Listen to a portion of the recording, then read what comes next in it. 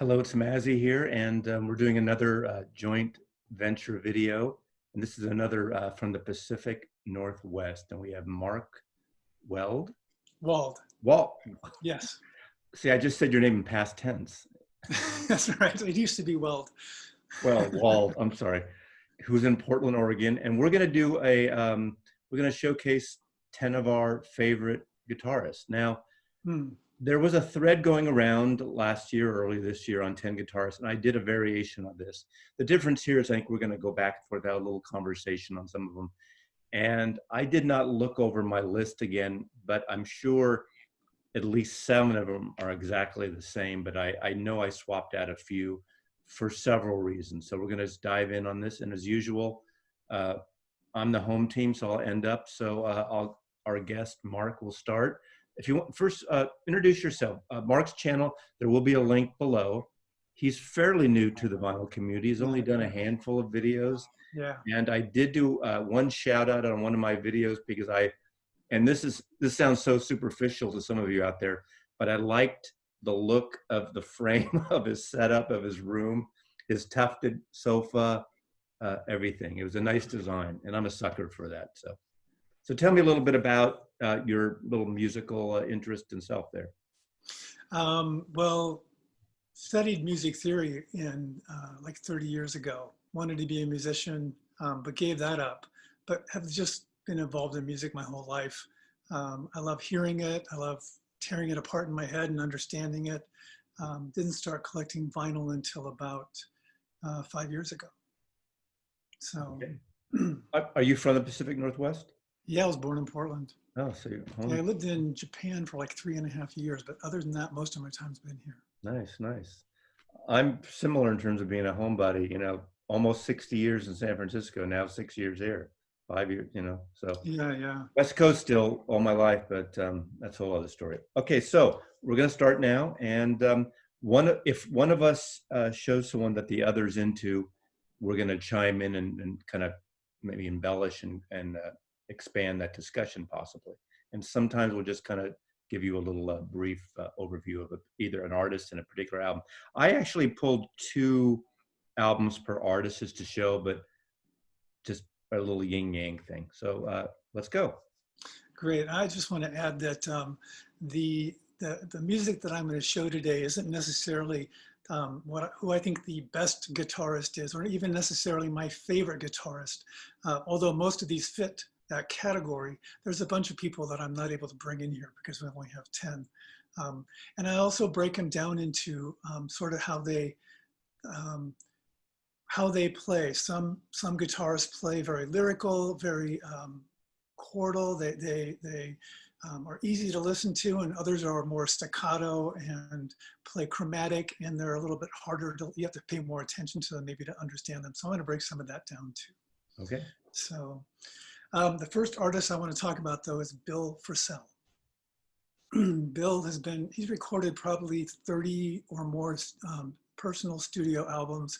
And I have no idea how many people he's recorded with in terms of other studio albums. I think he's a real slut though. He's been on so many albums. It's incredible. He's on the new Lucinda Williams album, as a matter of fact. Yeah. I mean, he's been on Ricky Lee Jones, Lucinda Williams, Ginger Baker, John Scofield, Ryuichi Sakamoto. He's been on all kinds of albums.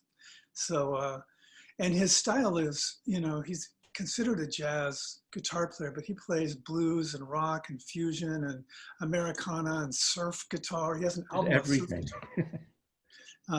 He's so a chameleon. Go ahead. He's a chameleon. He is really good at what he does. And the only complaint I have about Bill Frisell, and Bill, if you're listening, I want you to hear this, is that most of his albums are not out on vinyl.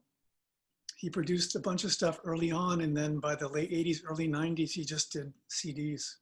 And so you know, a lot of his stuff. Obviously, it's always a label issue and rights, and things are more coming. I do have that. I think it's a Music on Vinyl edition, the one with the Spaceman. Yeah, that's the surf guitar one. Yeah, I have that one. Yeah. On vinyl. I have a couple of others on CD, and I keep him in my jazz set. I probably have 2 or 3 on CD. Yeah. So I was, back in the 90s, I was driving down the road listening to OPB one night, and at 10 o'clock they used to do, this is Oregon Public Broadcasting, they used to play at 10 o'clock, a guy would just DJ for an hour, a set of music, and he was really good at playing stuff you might not have heard before. And he played 2 songs of this guitar player that just, I was just floored. I mean, my hair is standing up on my arms just talking about it. And as soon as I got home, I called the DJ and I said, "Who's that guitar player?" And before I could finish, he said, "Bill Frisell." And then the album was called This Land. I went out quickly and bought the CD, and it was completely blew my mind. It just was so radical what he was doing. His creativity, his sense of humor that he puts into his music, it's quite amazing. But that album is not on vinyl. This Land came out in 1994. The first album I have of Bill Frisell's is called The Rambler. This is his 3rd album. It came out in 1985. And actually on this album, I realized 2 songs, Resistor and Strange Meeting, both really great songs. He re-recorded on This Land. So I get to hear some of these different versions, but beautiful songs. This is really post-bop, but it's some of it's, he uses strange time signatures. He really goes way out over the deep end on this. And some of it isn't easy for a lot of people to listen to, but I really like it. I never heard that album. I've been watching, I did watch the other night. I don't know how it's, I think it's through YouTube because I looked at 1 or 2. He's doing these, you know, like a lot of musicians, these stay-at-home concerts. And there was one, Yeah. I don't know if he's in Brooklyn. I don't know if that's where he is now, but he was out in the steps, him and a drummer and a bass player separated. And they played a couple, he does a lot of cover songs, I noticed. Well, so this is a recent Bill Frisell that you watched? Bill Frisell, like in the last 5 days. He has a new album coming out in the middle of August. I've already pre-ordered it. And do you remember what label? Is it not None Such, is it? No.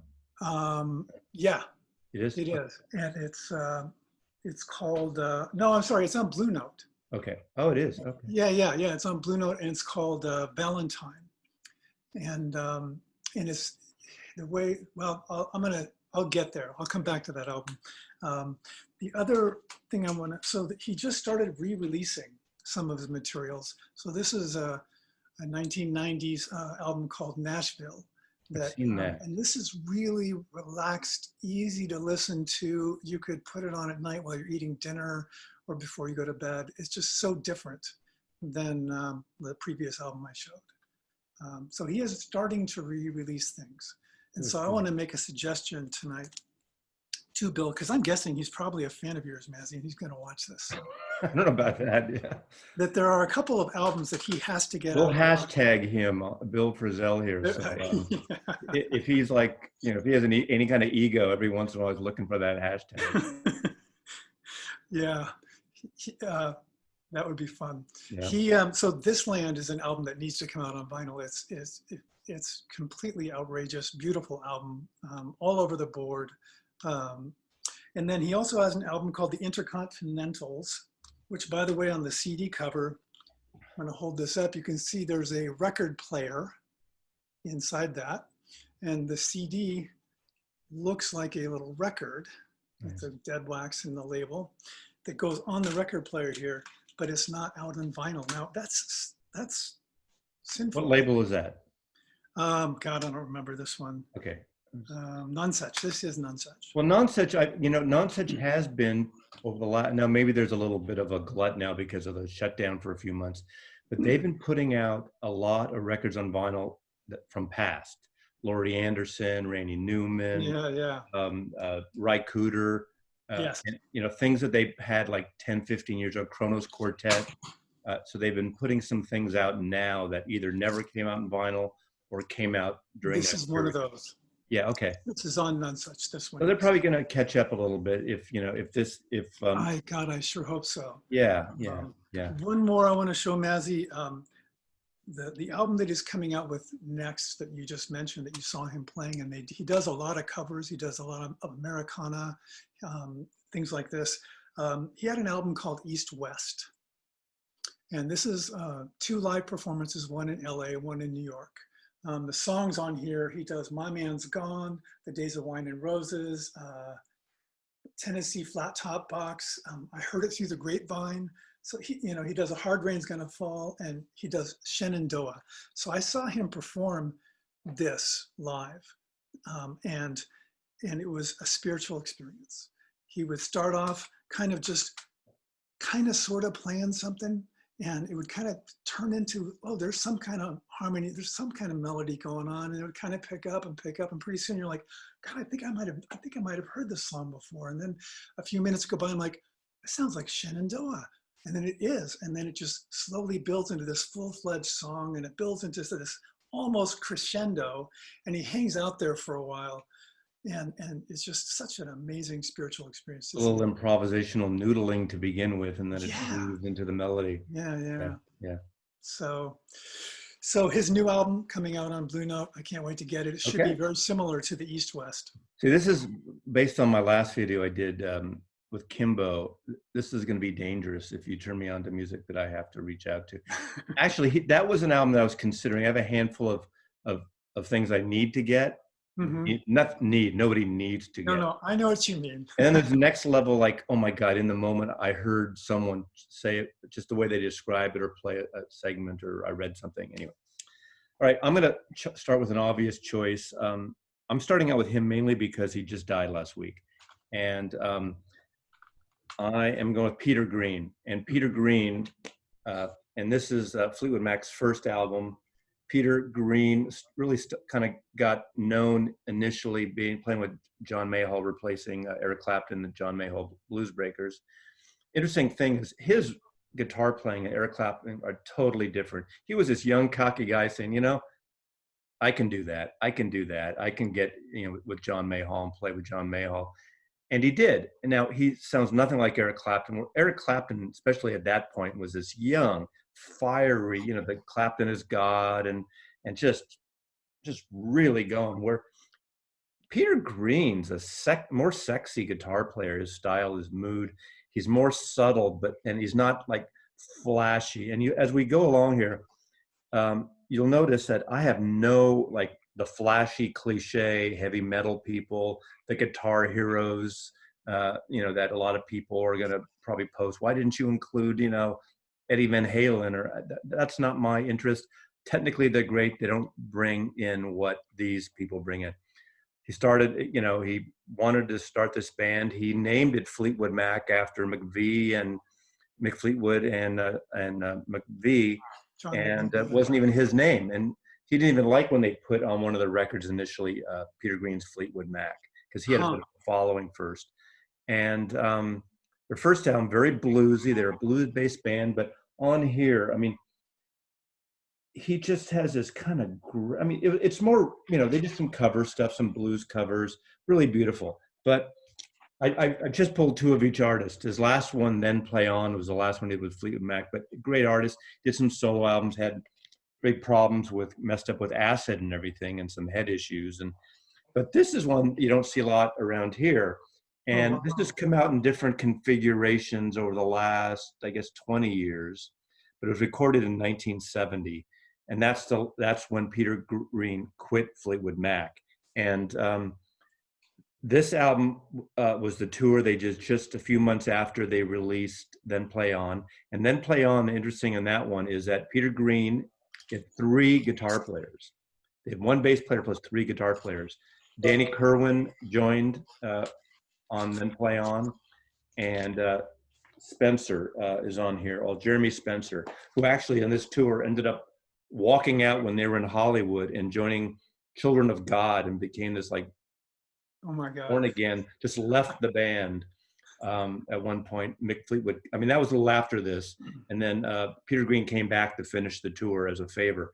But they had three guitar players playing here, and it is on fire. It's, again, this is an excuse for me not only to mention Peter Green, but a lot of people don't think of Jeremy Spencer and Danny Kerwin in that Fleetwood Mac pre-Buckingham Nicks, just beyond it. Jeremy Spencer was an original member, but Danny Kerwin, and those three guitar players just were amazing. Songs like Albatross. This is from the Boston Tea Party from 3 nights. There you go. 3 nights of shows in Boston.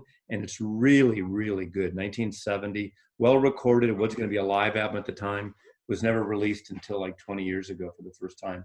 Pre-record set. But there's so many. Yeah, that one, that's their second album, I think. Yeah, it's my favorite Fleetwood Mac album. Yeah, well, is that the one with that has Your Your the Love? first UK pressing of this. Yeah, beautiful. You know, he luckily he survived. There's a great documentary. You can see it. I think it's on Amazon Prime or Netflix on him. What was it, done maybe 10 years ago? And he's in it and he's talking about, he's on a boat. And he actually came back. He's one of these guys that literally, he was in mental institutions and drug rehab things, and his mind was fried, much like Syd Barrett and some of the rock casualties were acid in his case. I'm not going to condone it, but wasn't a good thing, and it just really damaged him.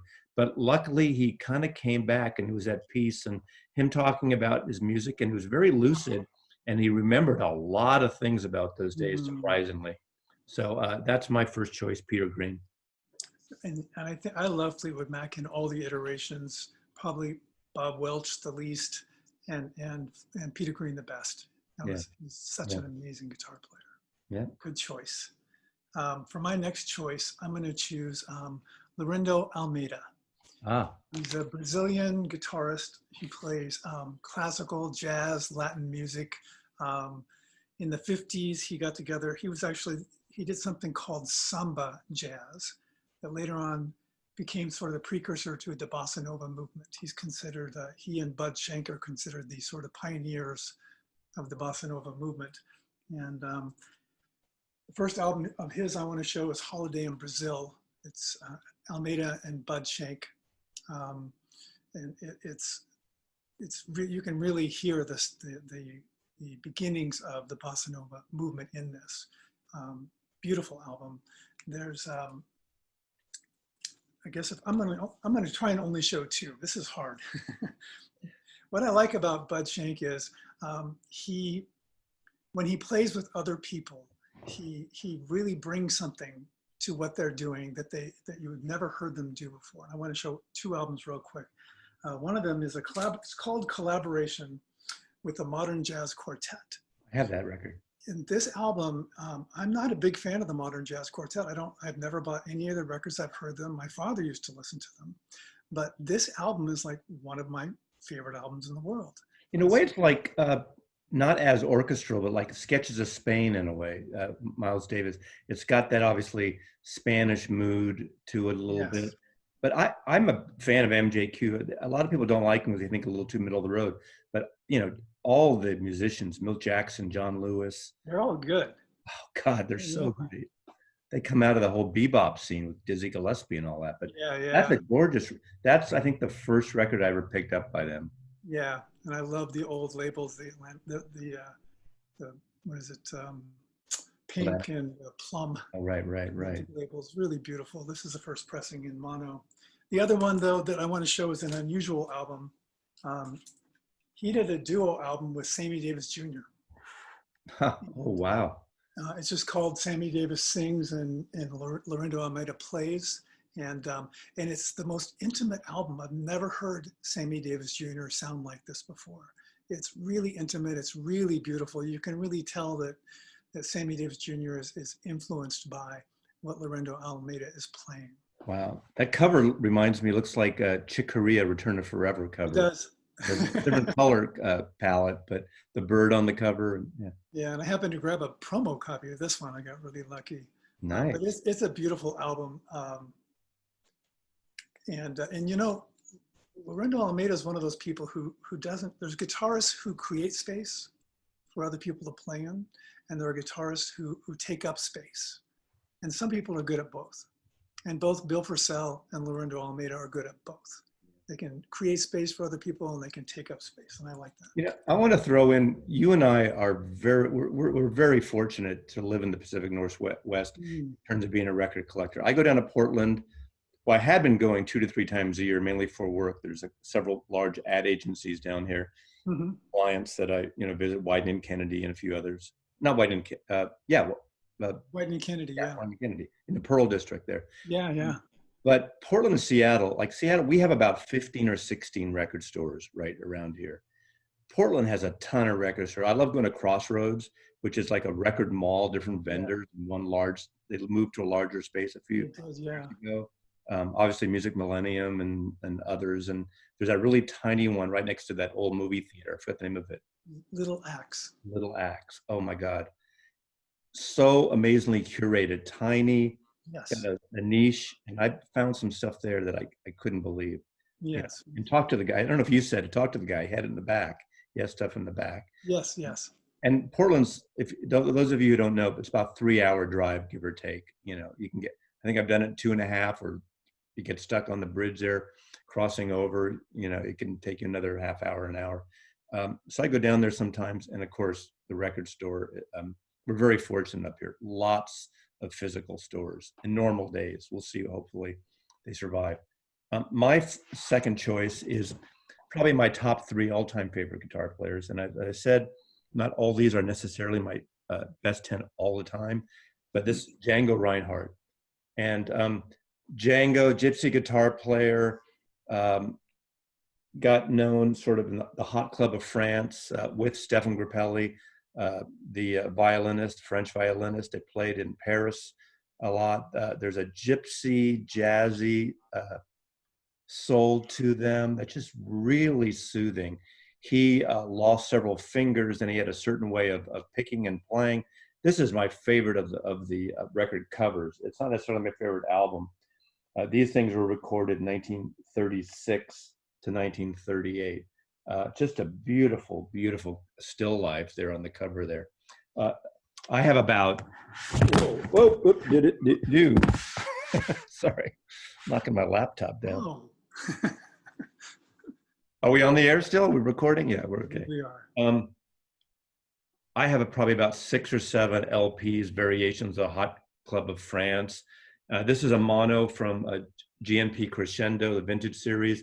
I used to buy these when I worked in record stores. I picked these up from our store. So these are 70s pressings. But again, these are recordings, I believe, from the late 30s as well. But this is the Hot Club. Can you imagine seeing this stuff at a club in Paris in the late 1930s? I mean, what a golden time. I mean, just, you know, before the whole Nazi invasion happened, before, you know, Hitler came there. But this would have been the time. If you've seen movies like Woody Allen's Midnight in Paris, that was a golden time of the art scene in Paris, the literary scene, just the art.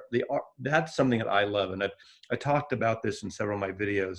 I'm a city boy, and I just eat this kind of stuff up. And this music is just gorgeous. I'll just bring it another step. Woody Allen made a movie with Sean Penn, and now, of course, it just escaped me the name of the movie. I don't remember either. Sean Penn, Samantha Morton. He is this guitar player, and his idol and he's trying to follow the elusive Django Reinhardt. And he's playing that type of music that Django plays, that sort of gypsy jazz feel throughout the movie.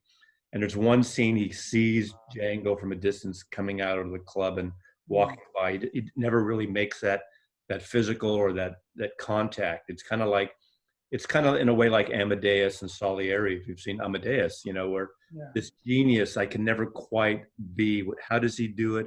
How does he make it look so easy? So I'm going with Django Reinhardt. I have a wonderful CD box set on Mosaic that came out, a lot of this stuff. And anytime I'll see anything with Django, I'll just pick it up. Beautiful. I grew up listening to some of that with my father. He loved Django Reinhardt. Oh God, he's so great. Yeah. Beautiful. So I'm going to go in another direction now. I'm going to go with Allan Holdsworth. Prague. He's a Prague guitar player, and I really like. My brain likes 2 things. I love when people create space and I can just hang out in it, and I love when people do something so fascinating I have to understand what the heck they're doing. And Allan Holdsworth is like that. He's a British guitar player. He's one of those guys who's played on a lot of people's records.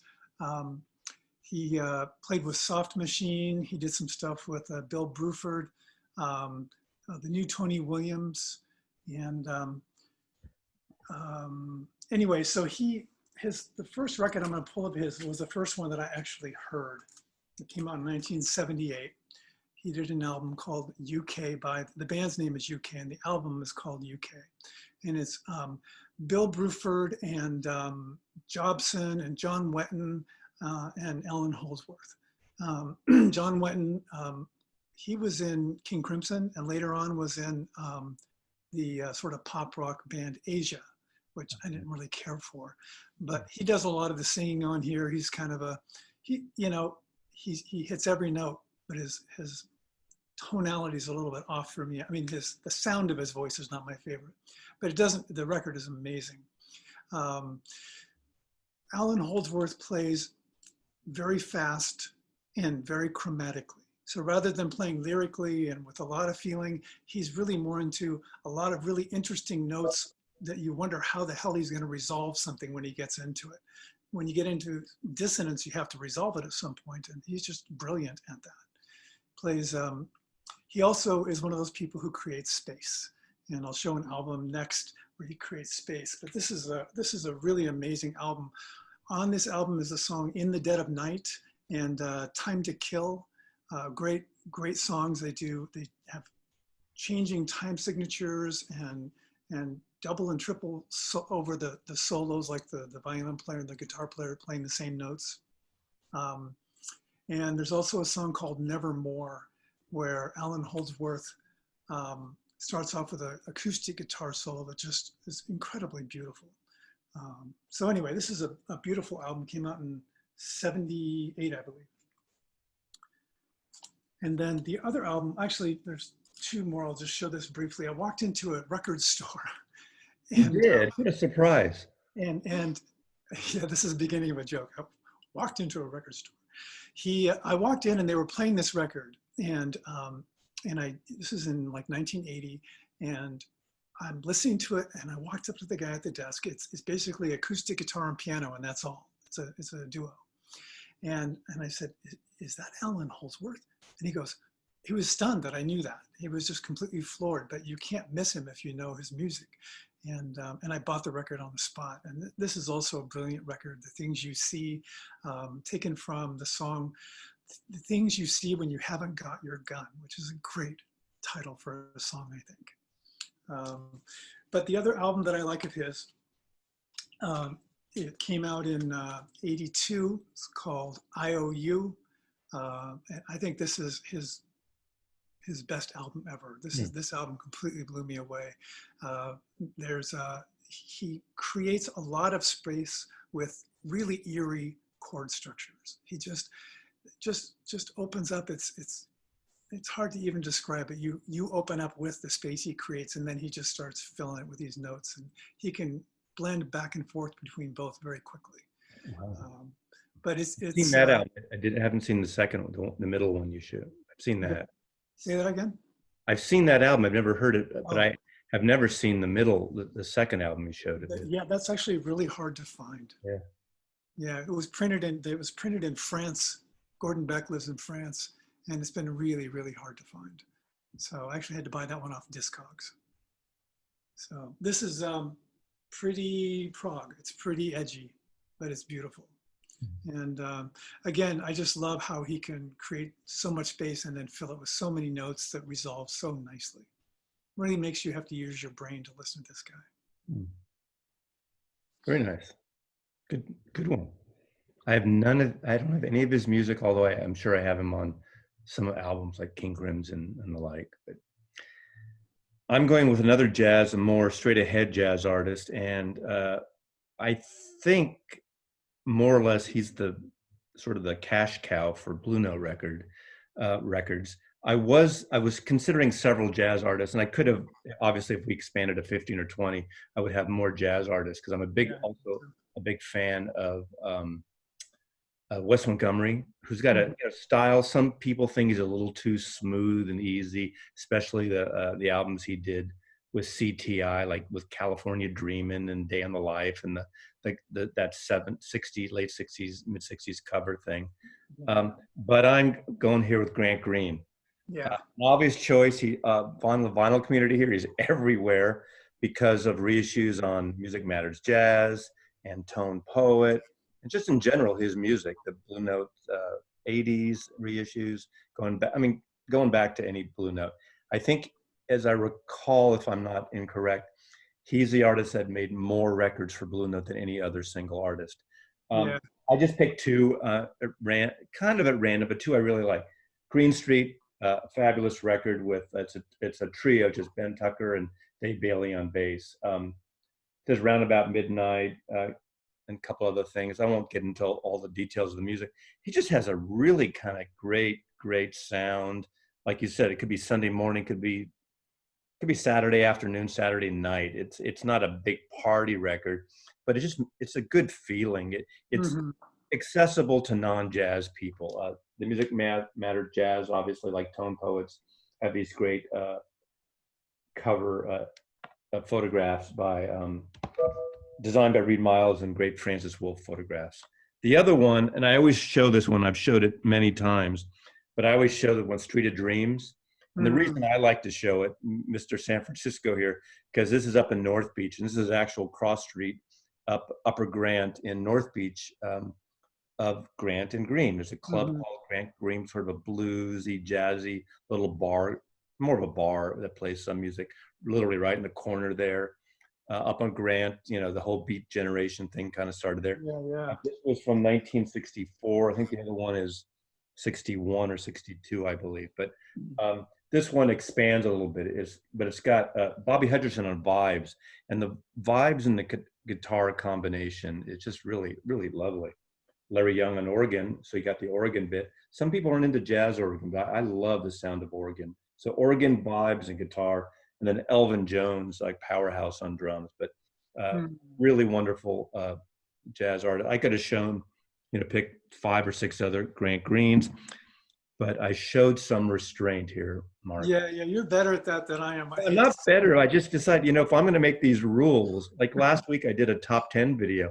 I never do 10 to 1. I just say I like all these 10 or 25, and I force myself to do number 10 to number 1. And of course, everyone's going to state their opinion. You forgot. Yeah. Eric Clapton. You forgot Jeff Beck, and I did. So. Yeah. Grant Green is. I have a number of his records too. Mostly the new release, the new Tone Poet and Blue Note. And it's really interesting because he didn't really like to play he didn't like to play chords. No. If you listen to his albums, he's never playing backing somebody else. He just plays solos and then he just steps out. Unlike Django, who has a different thing. Django does all these kind of chordy lead things. It's his style, his gypsy playing. Oh my God. It's very rhythmic. I should have mentioned that. It's got a very kind of almost like a Latin feel at times, Latin gypsy thing going. Yeah, it's really good. Yeah. The next artist I want to bring in is Michael Hedges. Kind of more proggy, huh? No, actually, Michael Hedges is, he's on you see him? No. New Age label. I mean, he's on, what is the name of the label? I'm forgetting now. That's right. I used to sell his records, and I don't know if I remember. William Ackerman's.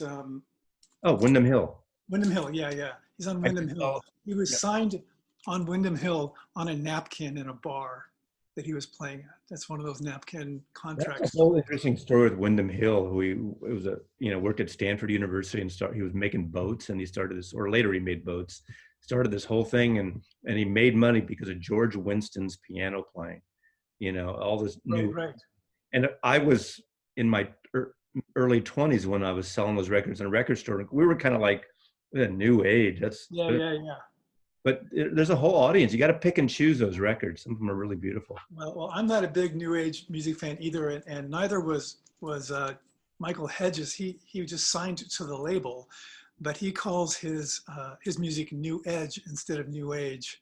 Perfect. He also likes to call it heavy mental and acoustic thrash, because he really, he's a fingerstyle guitar player. He plays acoustic guitar. He also plays flute and a harp guitar, but he doesn't play with just his fingers. He plays the whole guitar with his whole body.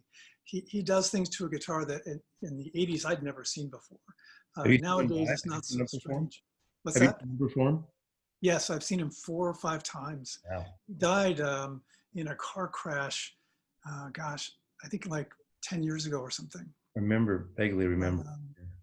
but his musical style, it's when you listen to him play, I have 2 records, but really I only want to show one. The first one, Breakfast in the Field, it has a couple of really good songs on it. It has 11 Small Roaches and a song called Layover and another song called Silent Anticipations, which is basically what it felt like when he was sitting watching the beginning of a tornado as it came towards him. And so the song builds from this little teeny thing to this big loud thing. It's great live, but on the record, it's just so. But the album overall is really good finger style. Um, but the album that I really like of his is called Aerial Boundaries. And the title track on this, you can still see him play it live on YouTube if you Google this, and it's unbelievable because he plays an alternate tuning so he can hammer his fingers on like the harmonics and get harmonics ringing. He can hammer on and pull off with one hand while he's doing finger tapping with the other hand. And it sounds like 2 or 3 people are playing a song. And it's just this one guy all by himself. Wow. The first time I saw him live, he came out and started playing like this. And I couldn't get my chin off the floor. I was completely blown away by his style of playing. So on this album is Aerial Boundaries and a song called Hot Type Thing. These are songs, if you want to kind of get a sense of what he's doing, those are really great songs to listen to, but every song on this album is really interesting. He just plays a very rhythmic, percussive, lyrical style. And this album is probably my favorite of his. Later on, he started doing some vocals and some other stuff. Again, another person whose vocal quality isn't something I really appreciate as much. But his guitar playing on this was completely mind-blowing. Beautiful. Very nice. Good choice. My next choice, I wanted to pick one of the sort of, quote, Summer of Love San Francisco psychedelic bands. And initially I was thinking of Jorma Kakkonen of the Airplane. And I loved him throughout. He's not a flashy player. Obviously, people know him from Hot Tuna later on, and very blues picking, and he had a great soul album called Qua. But if nothing else, his song Embryonic Journey on Surrealistic Pillow, that instrumental, I mean, it's just mind-boggling. That just breaks the album in a little point, and it's just, oh my God, the sound of that record, I mean, the sound of that one song is amazing. But I didn't include him. Thought of Jerry Garcia, seems an obvious choice, and this is one I did include in my other one, and that's John Cipollina. John Cipollina, long straight hair, played this Gibson SG, had this vibrato sound that he could make his guitars sound like crocodile, alligator noises with a wah-wah pedal and the mix of, very minimal effects in those days in 65, 66, 67. I saw Quicksilver with him once and is unbelievable. I have to throw out Gary Duncan, who's the other guitar player in the band, is an amazing guitar player on its own. But Cipollina had his own flavor. The first 2 Quicksilver albums, one with the black cover and the foil logo, is gorgeous. And the last song on that, the long 10, 11-minute song, The Fool, his instrumental on that's when he sounds like this alligator croc, like jungle, like a jungle animal, or like a leopard in the way his guitar is sounding. But his on this record, this is her second album that was recorded partially live at the Fillmore East and Fillmore West. This whole side one, Who Do You Love? When Do You Love? Where Do You Love? How Do You Love? And it's based on the classic Ellis McDaniels rock and roll song, Who Do You Love? Almost like a Bo Diddley beat. But it goes on to all this other stuff with David Freeberg in the band at the time. Then, of course, they do Mona, also written by the same writer on side 2, and other things. And it ends off with a studio version of Happy Trails, the Roy Rogers, Dale Evans song. Love that song. Actually, Dale Evans wrote it, right? Yeah. Always love this cover. The epitome of San Francisco. I did last time, and I forgot to pull it this time. He did an album, a live album later on, with the Man Band, the Welsh band, MAN, which I really like. Deke Leonard, who's a guitar player, played in that band. And there's a live record they recorded together. And the cover is a close-up of him, his hand with that SG. And he's a guest on that. But the other record I'm going to show, instead of showing another Quicksilver record, I never have ever seen on the vinyl community, and it's not a great record. It had a lot of potential. It was a one-off. He was in a group called Copperhead on Columbia Records. They only had one record. This came out in 1973. There's John Cipollina there. Right. The song that got played, at least on Bay Area radio, is called Roller Derby Star. And it's kind of a fun thing. So they do a cover of Wing Dang Do. Oh, I'm thinking the wrong song. And Kamikaze was the other one. But not a great record, but an interesting rock and roll record, not hard rock. It's too early to be new wave. It's not like that, but it's just it's a fun record. I love the picture of this woman with a snake.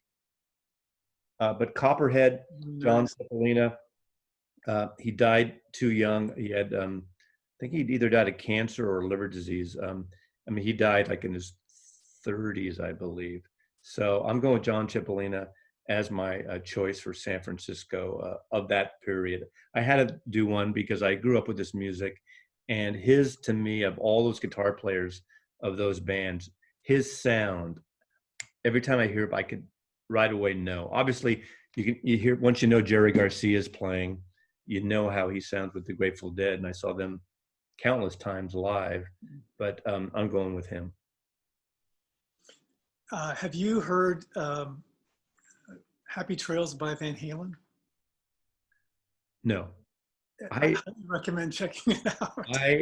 I hate to admit, and no offense to Belinda Murphy, because her favorite, I don't know if you know Belinda's channel. Yeah. Her favorite band is Van Halen. Right, her second favorite band are the Beatles. Right. Really? Come on, Belinda.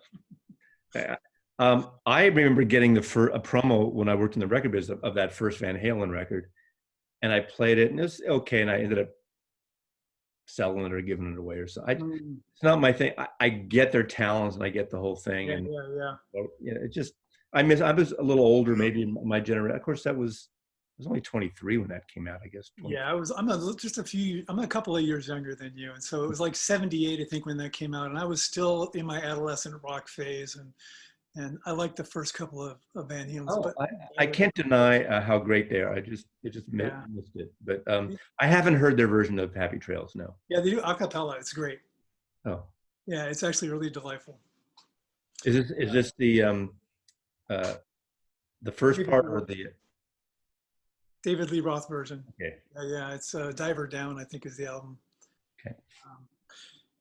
And I love that you're bringing in these people that I know who, Quicksilver Messenger bands, but but I don't know the guitar player's name, and that you have these albums that they produce that I've never even heard of. Well, when I was talking, we didn't get into it that much with Kimbo, but being up here, I'm still a stranger in a strange land. Being in the great Northwest, Pacific Northwest for 6 years now, and I got the whole grunge thing. I got the first Nirvana album, and then I got In Utero. Mm-hmm. I got 10 by Pearl Jam. Mm-hmm. I got the first Soundgarden record, and then I just kind of gave up, and I never really got into them. And I think part of that too, my son was born December 1990, and through the 90s, I didn't go out to see a lot of music and that whole thing. And I really missed the grunge thing and grunge thing. And coming here, as much as it's funny, we always thought San Francisco was a small town compared to New York, and Seattle's a little smaller than San Francisco. And it's such a tight-knit, huge musical community here. Yeah. Everyone, if they're not in a band, they know someone who's in a band. And whether they're a barista, bartender, work at this store, or a doctor, they were in a band at some point. Yeah. You all know, Eddie Van Halen and Jeff Ament and all those guys. They knew somebody who knew them. It's great, and I love it. But it's again, I'm like an outsider, and I'm kind of getting into it a little more. But Mudhoney, I don't think I ever heard a Mudhoney record until I moved here. So good music. Yeah, I really liked the alt rock movement. It was like a breath of fresh air for me after the 80s, which 80s had some great music, but it just that hard rock, when it came back out again, you loved it. Yeah. I think I got more in the Olympia things like Slater Kinney and yeah, that was good stuff that I got more into the punky stuff rather than the I don't even, the grunge, I guess, for the most Yeah, part. the grunge. I didn't, I kind of got tired of that. No offense, Pacific Northwesterners. That was a great invitation, though. Okay.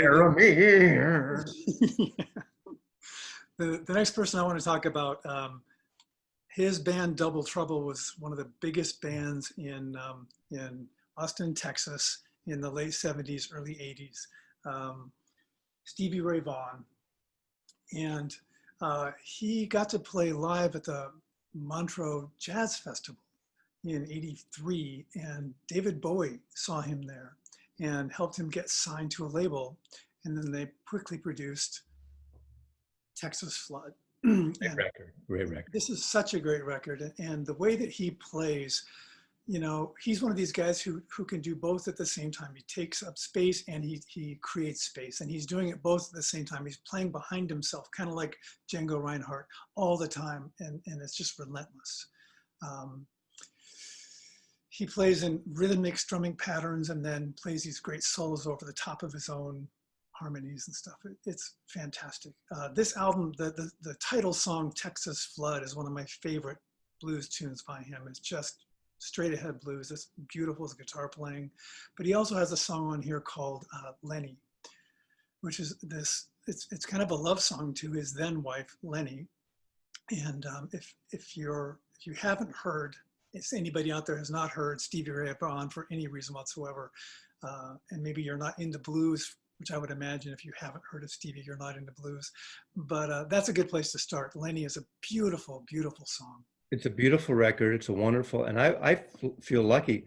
I didn't know who he was at the time. I saw him, and I'm trying to think who. I saw him as an opening act. Yeah, yeah. In Cisco, and I used to remember all the double bills, and you know he was there, and I loved him. I think the album must have just come out, and Columbia was promoting it, but he was fantastic. And I can't remember. I wish I Moody knew. Blues? Pardon me? Moody Blues? No, it wasn't Moody Blues. Okay. I mean, I'm not with them. Yeah. No, but yeah, another tragedy of yeah, died young, right? Yeah, he died in a helicopter crash in 1990. Very sad. I will never get in a helicopter ever. I have a friend who's used to be a pilot, and he says, you know, helicopters don't fly; they beat the air to submission. Don't ever get in a helicopter. That's great. I'm going to use that. That's great. So this was his next record, Can't Stand the Weather. And what I love about this record is he does some covers on this. He does a Jimi Hendrix, Voodoo Child, Slight Return, and one of the few people who can outdo Jimi Hendrix. That's ballsy to cover Jimmy, right? Yeah, he does it so well. He makes that song just rip. And to me, it's one of the most amazing rock tunes, the way that it starts off sort of chugging in and coming in with a wah-wah pedal, and then all of a sudden just blasts your head off. It's such a great song. Nice. And then he also did an album with David Bowie. He did the Let's Dance. He's on that, right? So he did 6 of the 8 songs on here, including Let's Dance. And so it's very understated on here, but it's still great to hear him play. Nice. Yeah, I have that, yeah. I don't have the second album. I have the first one. I have the Bowie album. I don't have The Sky is Crying. I'm looking for that. I love that album. That's the other one that they did of his old stuff.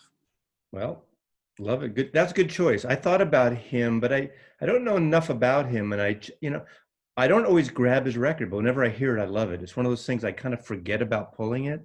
Yeah, yeah. I have it on CD and I have that record, but you know.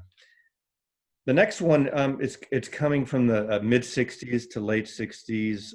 Beyond early the UK folk scene, and I've chose one guy, but I'm going to kind of mention a few others because it obviously I'm going to talk about Bert Jansch.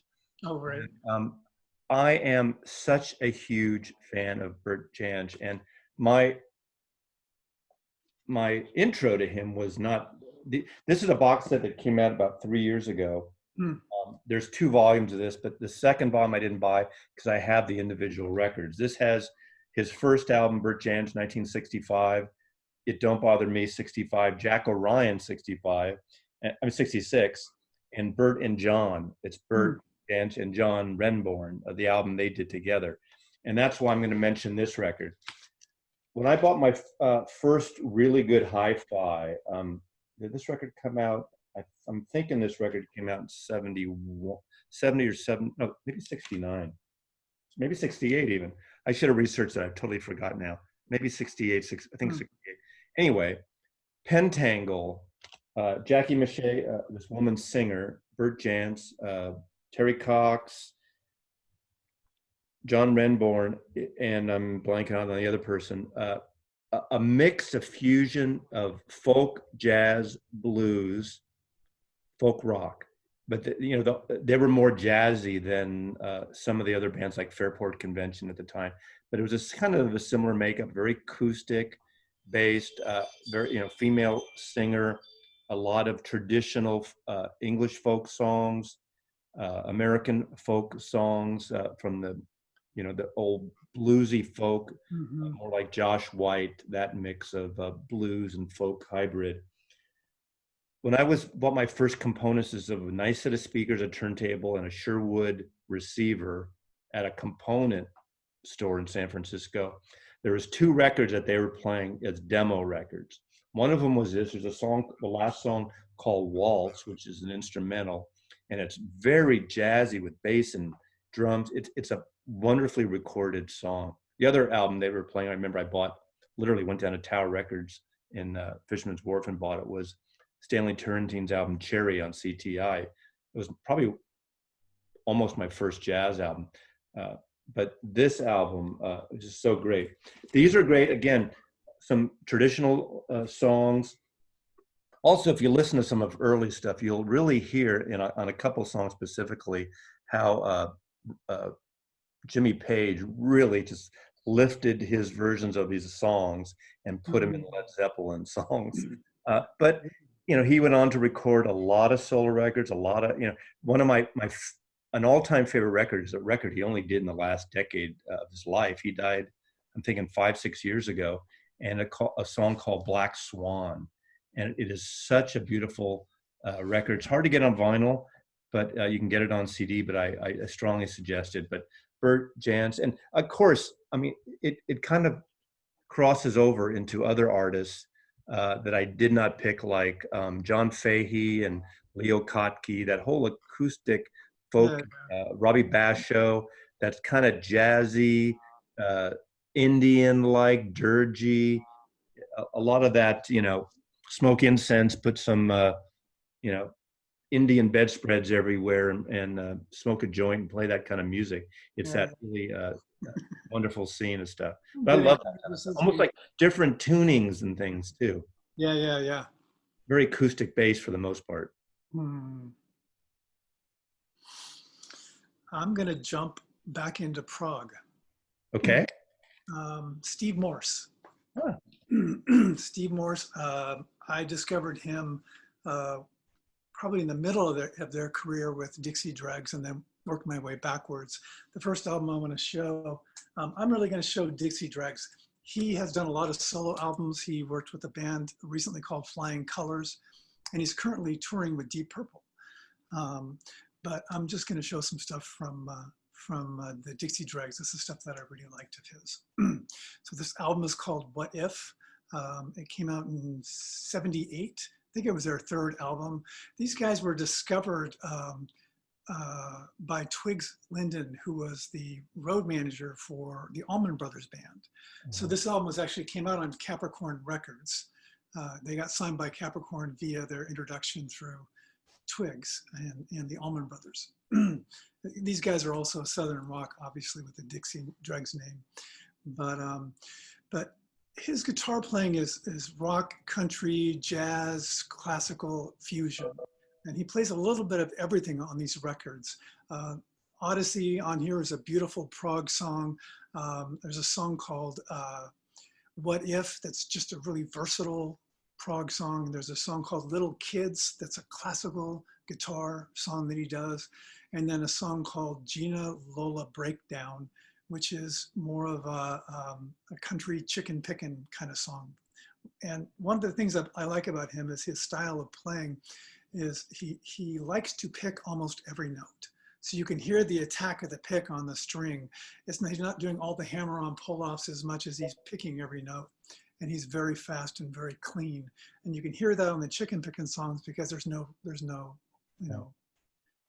overdrive in the amps. It's just clean. He usually plays a Telecaster for that. He also plays a banjo and a lap steel, and he plays them better than most people. So that's What If by the Dregs. And then the one that I first heard of his came out in 1980. It's called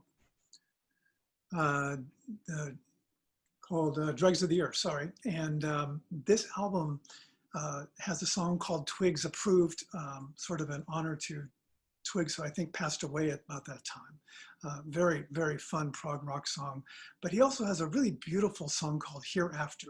So he's one of those guitar players who can play really fast and really technical, but also can bring some feeling to his music. And the song Hereafter is like that. It's a beautiful song. And he writes all the music for the band, I think. There's also a song called Pride of the Farm, which is a chicken picking song on here.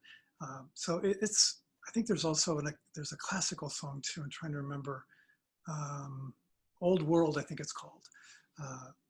Anyway, they started producing on Arista by this time. They got off of Capricorn, but just technically an amazing guitar player. Again, one of those people, as I'm listening to them, I have to listen, because what he's doing is just so, not just fast and not just, it's interesting. It's going somewhere. There's a direction. Okay. I'm switching into sort of the country rock, folk, bluegrassy vein, and an artist that is well known to guitar players. He died also too young, and that is Clarence White. Now, Clarence White was a member of the Kentucky Colonels, bluegrass outfit. He was a young kid here. And you can Google, see the Kentucky Colonels playing in jail on the Andy Griffith Show. Remember when Andy Griffith used to play and sing? He was great, wow. If you remember that. Yeah. Great guitar player. But the reason I got into him, my buddy Vernon, who hired me when I was a young 19-year-old, my buddy who passed away last year, turned me on to a lot of bluegrass roots music and the Kentucky Colonels.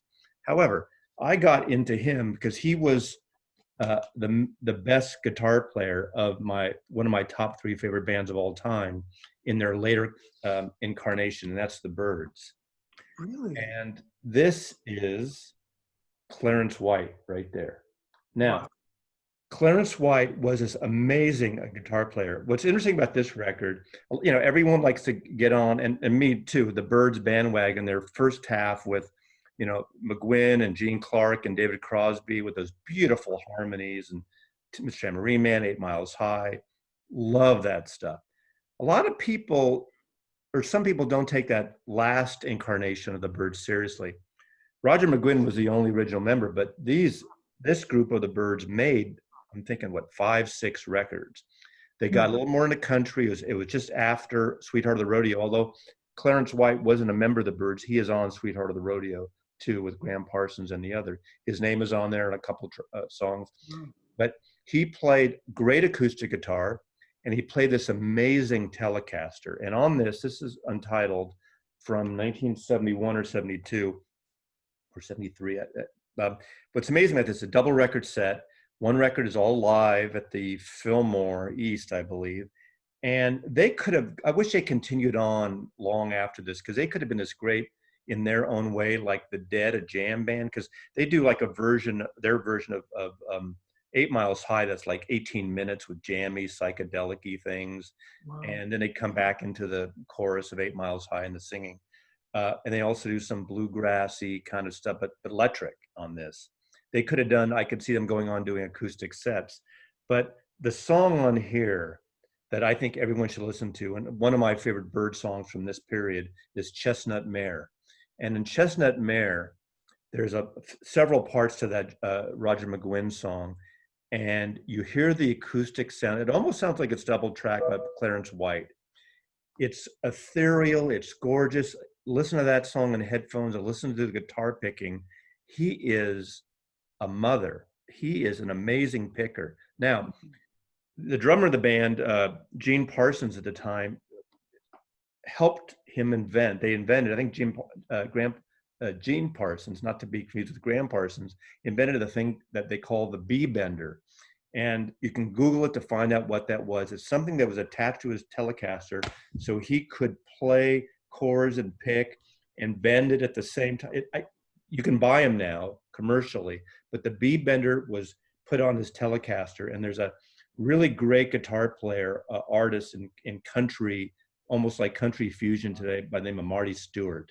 And Marty Stewart got Clarence White's guitar from Clarence White's wife after he passed away. Unfortunately, after the Byrds split up in '73, Clarence was unloading some equipment in the back of his car, and he was hit by a car going by and killed.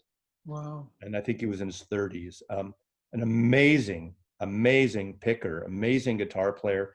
But, you know, when you know from this music from the 60s, you know, as a little boy, he was playing and, you know, playing with the Byrds and so many other artists, but he was a official member of the Byrds during that period. Clarence White, love the guy.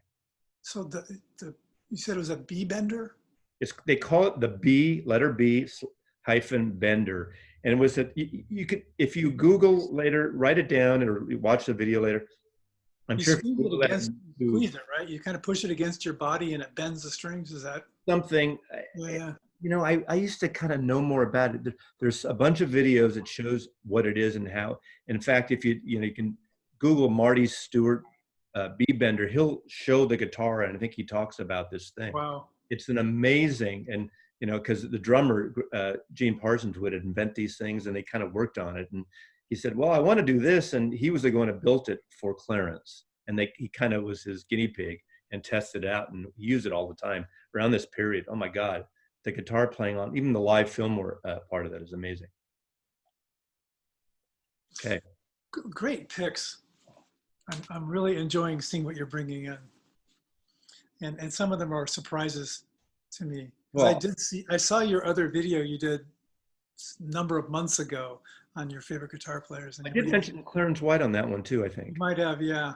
But, and the next few that I have are not going to be big surprises. My big surprises, I think, are over, but these are people I just love, that really influenced me in my love of music, my desire to play guitar and to be in bands when I was younger. And the next one I want to show is Jeff Beck. I just said him. I wasn't going to pick him. Yeah. Good. Great guitar player. What's that? Great guitar player. Great guitar player. He's won like 6 or 7 Grammys in his category. He played with the Yardbirds. He did some stuff. He had 2 albums with Rod Stewart and Ronnie Wood, and he was actually one of the people who auditioned for the Stones when Mick Taylor left. He spent a day jamming with the Stones, and musical styles didn't quite work. And then he's not as funky enough. He's not sloppy enough for the Stones. No. I love the Stones, but there's a certain sloppy, dirgy, you know, swampy thing that they have. That's great, but yes, not Jeff Beck. So he did those albums with Rod Stewart and Ron Wood, a couple of good albums that I have and like. But the one that really blew me away was Blow by Blow. Beatle connection. Yes, big time. She's a Woman is a song. That's 1 and 2 Beatle connections. Is there 2? What's the other one? Who produced it? Oh, that's right, George Martin. That's right. I didn't make that connection when you said Beatles. That's right. George Martin was the producer on this and did a great job. So this is, by the way, is a first press, Epic labels. I love these albums. They sound really good. He also has a Stevie Wonder connection because Stevie Wonder wrote 2 songs on here, Because We've Ended as Lovers and Thelonious are both on here. And the songs, though, that I really like on here, I'm trying to remember, Scatterbrain is one of them. Really fast, kind of just staccato sounds, and also Freeway Jam, which is more of a fusiony, isn't it? A little. What's that? Some of it's a little fusiony. Very fusiony. He's like, it's almost like a jazz rock fusion on this album. It's a lot of jazz. Around this same time, I think George Benson came out with his Reason album, Reason. which was the other end of sort of like pop jazz. This is, Huge record. I yeah, saw yeah, that huge record. record. Huge in the store. Yeah, I love that. But this album was way more technically interesting, I think, than that album. And he's with Max Middleton and playing keyboards for him, and it's just a brilliant album. It's all instrumental. He just plays guitar endlessly, and it's never not interesting. And the other album that I have of his that I want to show, and I'm trying to keep it to two, Mazzy, just for you, is Jeff Beck's Guitar Shop. And one of the reasons I like this also is because Terry Bozzio plays drums on this. And I really like Terry Bozzio. He's an amazing drummer. And he won a Grammy for this. Beautiful album. There's a number of really good songs, but two songs that I recommend listening to if you want to know what Jeff Beck can do, because he can make a guitar sing and he can make a guitar rock. You know, he plays much like, I'm forgetting his name. It'll come to me. He plays with his fingers and his thumb. He doesn't use a pick. Who am I thinking of, Mazzy? A lot of people. Oh God. Money for Nothing. Martin Knopfler. Yes, Mark Knopfler is another guy who plays with his fingers and thumb rather than with a pick. And so there's a lot of versatility and a different kind of sound you get when you play that way. And that sort of makes Jeff Beck's sound very unique. But the two songs, one is called Two Rivers, and this is a song where he really uses a whammy bar a lot. And he hits harmonics and he makes them bend using his fingers and the whammy bar, and he gets this, it just sounds like it's a whale or something. If you listen to whales underwater, the sounds they make. What he does with his guitar is just amazing and brilliant and beautiful. And then there's a song called Slingshot where he just jams and rocks. So he plays both ends and everything in the middle. It's interesting because there's an album he did about 5-6 years ago that I would read all these articles and fans about, and a lot of Jeff Beck fans hated it, and I just loved it. It's called Loud Howler. Yeah, yeah. And it's got these two English women, very thick accents singing. It's almost punkish, or yes, in a way. I friggin' love that record. I mean, it's because I saw Jeff Beck about a year before I left San Francisco at the Masonic Auditorium. A friend of mine had tickets, and his girlfriend couldn't go, so I was like and I always liked Jeff Beck. I saw him once in the 70s. I hadn't seen him since. And I really liked it. In a way, my feeling was he was so amazing, so great, but the whole group was almost a little too slick for me, for my taste in that moment. But they were like almost too perfect, but they were amazing. And that's not that I don't like perfectly sound things. And when I got Loud Howler, it was like funky and rock and roll and had some singing. And I think some people didn't like those singers. I think Jeff Beck's wife even maybe wrote some of the lyrics or something. I would put that in my car and blast it for about 6 months. I had the song "The Revolution Will Be Televised." Yeah, and it's not the same song as the Gil Scott-Heron song. Yeah, brilliant album. I like that album too. All right, good. Your turn.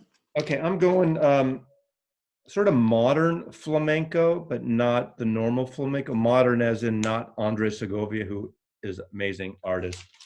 And I bought this album in the 70s, Paco de Lucia. Now, yes.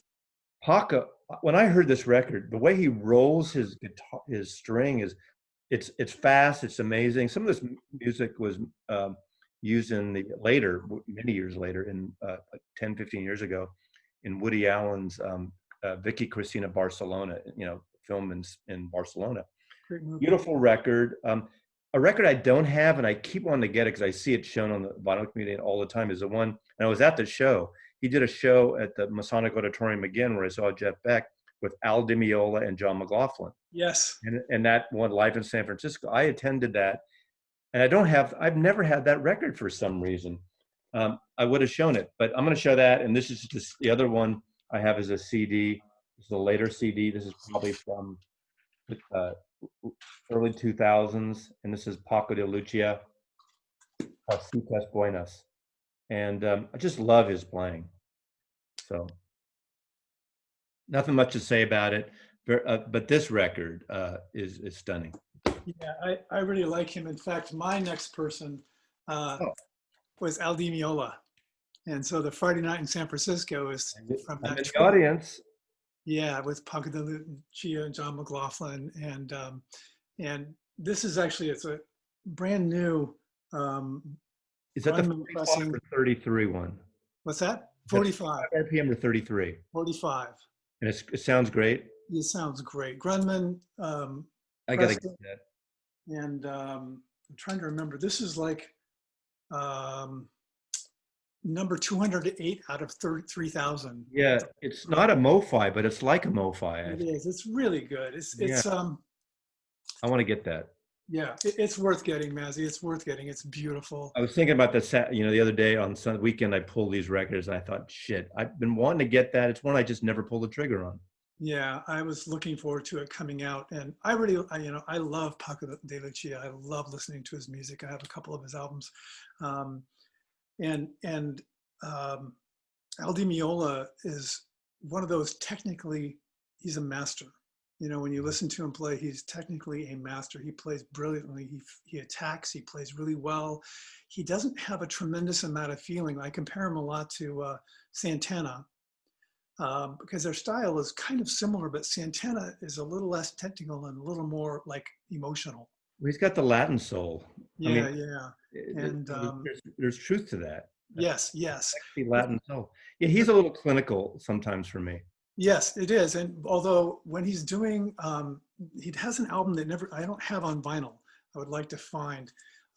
If you haven't heard this World Symphonia by Al Di Meola, this is really a different thing for him. It's a lot of tango, a guy playing a bandolion with him, and some percussion.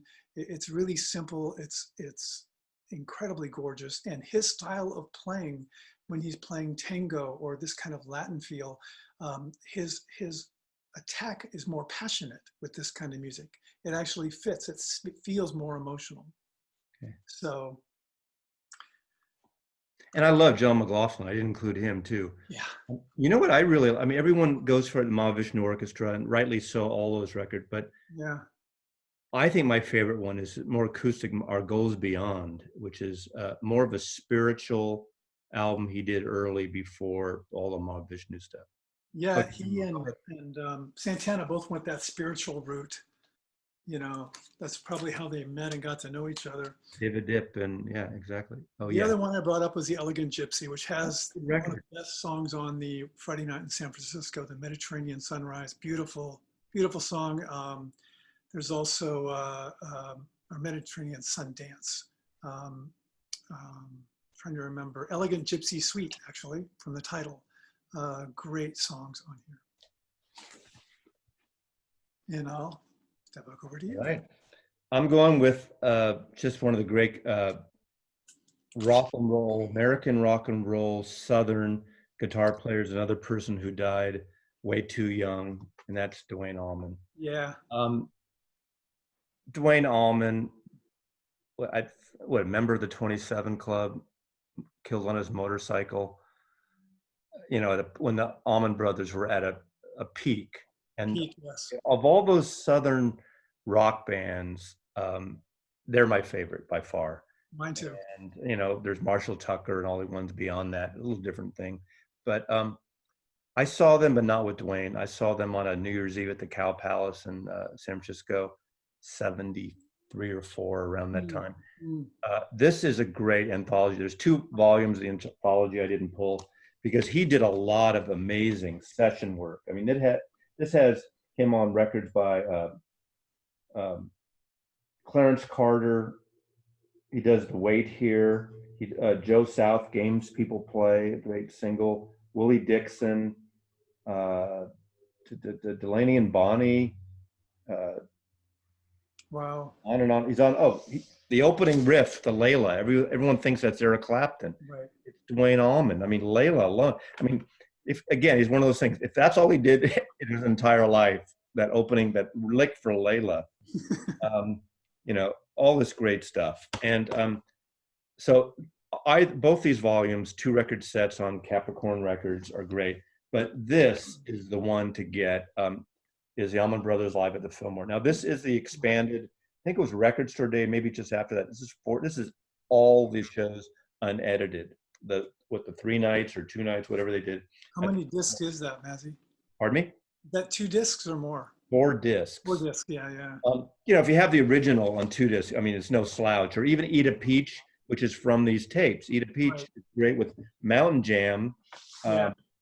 Based on a Donovan song. Yeah. Lovely about this, I've done features on a photographer that I knew in San Francisco, Jim Marshall, who died about 10 years ago. And he took, the famous picture of Johnny Cash flipping you off and Miles Davis in the boxing ring and Janis Joplin. But what's great about the box set, it has alternate versions from his negatives from the covers.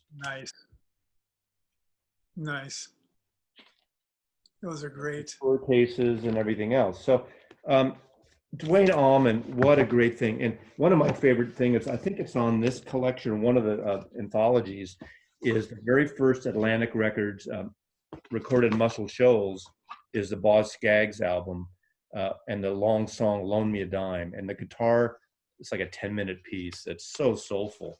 And it's one of my favorite things that Boz Scaggs did. But the solo that Duane Allman does on that is just gorgeous. Gorgeous. Drinking Game. I found out I say gorgeous too much, so I want to do a Maslow. When you watch yourself on video, you notice that you repeat words all the time. There was one in particular I did recently. I think I said gorgeous like 40 times. Yeah, my first video, I think I said mind-blowing 10 times. You live and learn. How can I say this? I mean, I really love Duane Allman and what he did with the Allman Brothers, but when he passed, you really got to see how good a guitarist Dickie Betts was. Absolutely. Oh, he was amazing. That's when I saw them live, yeah. Yeah. I thought Brothers and Sisters was an unbelievably great recovery album for that band. Yep. Amazing. I think there was a quote of Duane Allman saying that he's the famous guitar player and Dickie Betts is the good one. Well, that's a lot. Like when I mentioned John Cipollina, Gary Duncan, a lot of people don't even know that name, or Danny Kerwin and the other people who played with Peter Green, Jeremy Spencer. Oh my God, Jeremy Spencer on those first Mac albums. Sometimes it's not all Peter Green. It's amazing. Yeah. Well, the next guy that I want to do is Santana. Yeah, like I said, no more surprises for me. These are just people I love. And Carlos Santana, grew up in Mexico, learned to play blues and studied Tito Puente and T-Bone Walker and all kinds of, he just really loved playing guitar. Came up to San Francisco and started playing, was discovered by Bill Graham. And before he'd even finished recording his album, he was invited to play at Woodstock. And if you watch that, I mean, I'm assuming Mazzy, the story that he was supposed to play later that night. He got in early that morning on helicopter and somebody gave the band some acid. So he took some acid and then they said, oh wait, somebody can't show up. Can you go on now? And he went out there when he was peaking and you watch him playing and he's like making these great faces, but he said he could barely hang on to his guitar. Playing Soul Sacrifice of all the songs. And Michael Shreve, 19-year-old drummer. And Michael used to live in our neighborhood in San Francisco where I had the record store. He used to come in a lot. Yeah. I actually re-met him because he's lived in Seattle for the last 25, 30 years. And I went to see his blues thing. And there's a place down the hill here in Columbia City where I live called the Royal Room. And they did a night where they do a lot of blues and soul and stuff. And they sometimes recreate albums, right? So one night they did the entire Bitches Brew, and he was on drums. Pat Gleason, who played with Herbie Hancock on synthesizer stuff, and Wayne Horowitz, who's a great piano player, who's a part owner in the club, did the whole Bitches Brew record. But they also did one where they did the entire Abraxas record, and Michael Shreve was local. So it's been great seeing him. But that, I mean, the way they cut that together, that was probably the highlight almost. I mean, everyone was great in that movie, but that really just, you're right. You're going to continue to push them over the top. Yeah. It was amazing, and it was, for that iteration of the band, they had Greg Rowley playing keyboards and singing, and he was really good. And actually, that's the first record I want to show is Abraxas. I actually got to see them tour this album, and it was an amazing album. The new one, the new version, or no? Or the originally? This is the original version.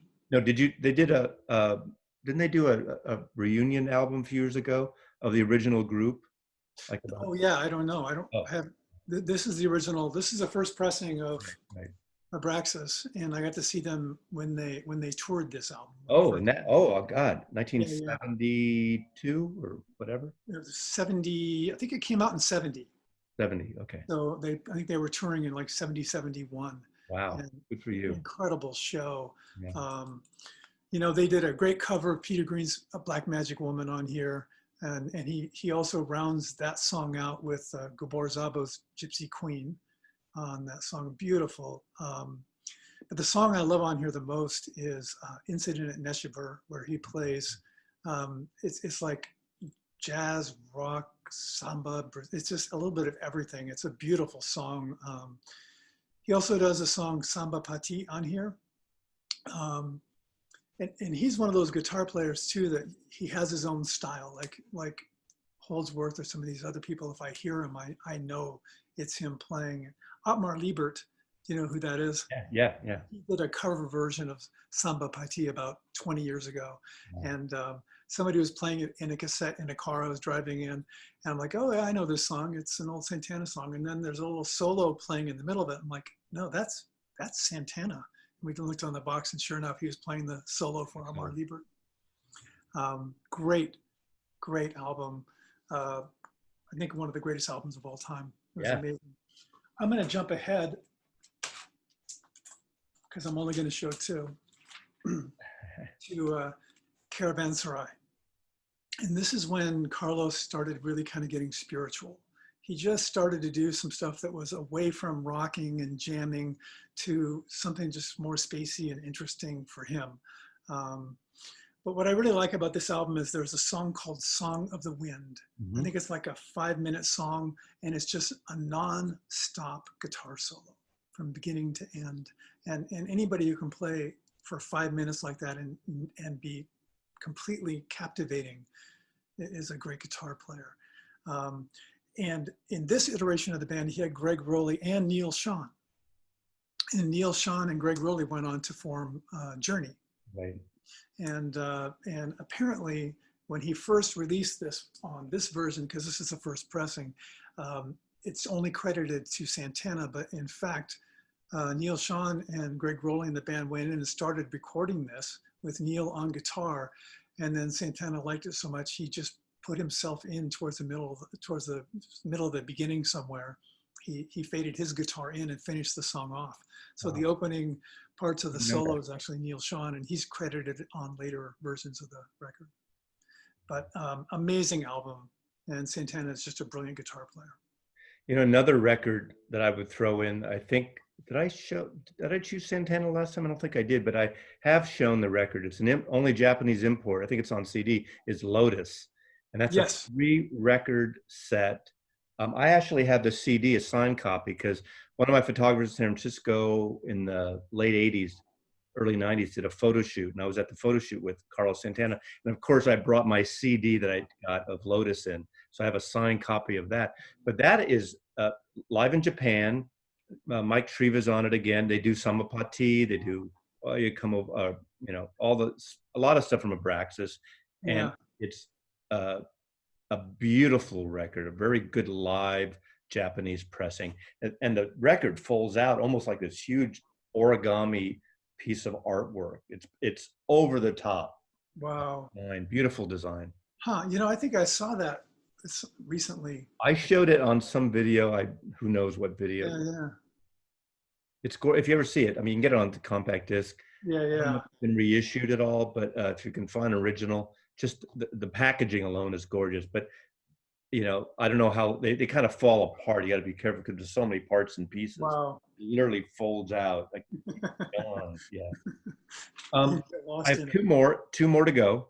Two more. So you're doing great. Okay. Are we okay on time? Hey, we're here. We're here. You know, if people turn it off and watch, stop and start, you know, it's up to them. We're here all day. Yeah. Yeah, we're going to finish this off. Just two more. But I always show this guy. I always mention this guy's name. He's my favorite guitar player in the world. It's Ry Cooder. Yes. Did you pick Ry Cooder? I did not, because I knew you were going to show him. Of course. So I decided not to. So far, we haven't picked the same person at all, which is No. I tried to avoid doing that, but I'm a huge fan. Oh God, that's a great record. Yeah.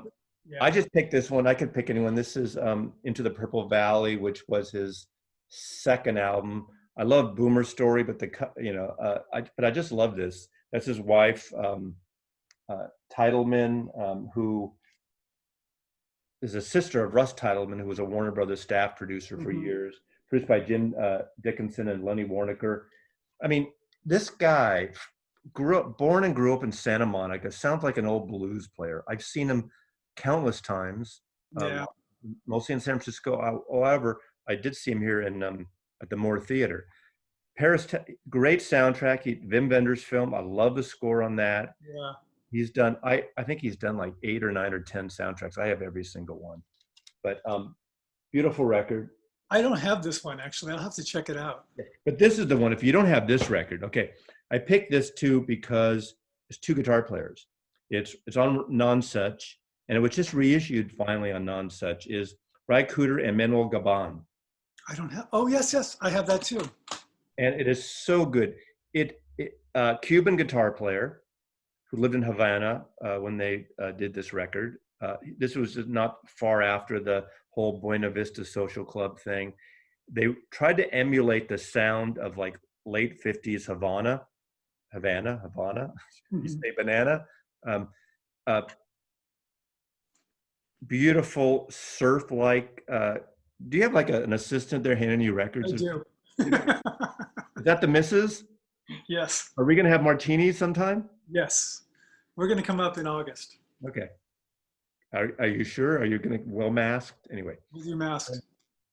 But this record, it's got this 50s, almost like surf guitar Latin feel to it. Slow, moody, very sexy, a lot of reverb. But look at this, a metallic cover. Yeah, it's beautiful. Right? So, I mean, you know, you could pick almost any Ry Cooder record. I mean, sometimes people like this stuff better because there is a school of people that get tired of Ry Cooder's voice because he's not a great singer. But that's not the point. He sounds like an old black blues singer in a way. Yeah. Sometimes. But this is just a sexy Cuban album. That's a beautiful album. Yep. I ended up getting a hold of this. My mother-in-law mailed this to me. She had this in her record collection, and it's actually a promo copy. You can see I have that a promo copy of that as well. In condition, and she just mailed to me. Said, "Oh, maybe you'll like this." I'm like, "Oh my God!" Those Warner Brothers pressings are so good too. Yeah. Okay, last one for you and last one for me. Yeah. I love your love of Ry Cooder, and I think he's an amazing guitar player. That guy I could see how people might not get it and are not into, but his soundtracks are really interesting. I think people would love it. His instrumentals, maybe at least, if not his vocals. But I love his vocals too. So. You have this on vinyl, don't you? Yeah, I do. I don't have this on vinyl yet. I'm looking for it. Yeah, I'm going to try and find that. What a great album. Yeah. Oh, yeah. You know, what's interesting about him, he's done so many amazing collaborations with all Cuban artists, African artists,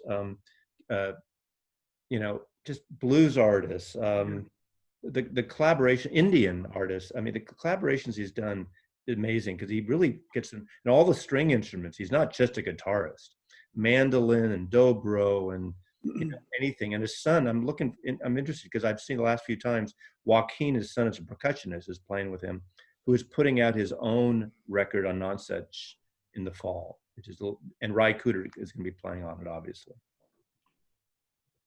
Brilliant. How many times have you seen him live? Pardon me? How many times have you seen him live? At least a dozen, so not a ton, but at least a dozen. That's a ton to me. Yeah. I saw the Grateful Dead like 40 times. That's a love affair. Was the he? I mean, he doesn't tour. He's not like one of those like Bob Dylan that's always, Right. or the Grateful Dead that was always touring. Right. So anyway, How many times did you see the Dead? about 40. But that, I grew up in San Francisco as a kid. I saw I him know, free in right? Golden Gate Park. I saw him at Winterland, and all those I kind. never saw them. Yeah. But I mostly saw him in the late '60s, early '70s. To me, that was my favorite time. And then my last time I saw him once. I didn't see him for maybe 15 years because I got into punk music and that kind of excess. I got out of Prague. I got out of, Yeah. and then I got back '89. I saw him, and then 4 or 5 years later, Jerry died. So. Well, this is my last one, and it's not a surprise again, but I will never forgive my father because when I was about 10 years old, he went to see this person live and he did not take me. I did not get taken to see Jimi Hendrix. That's right. And that's a beautiful album cover, by the way. This is my final pick too. We finally, I saved it. Is, really? You can't talk guitar players. Cover. You can't talk guitar players without talking about Jimi Hendrix.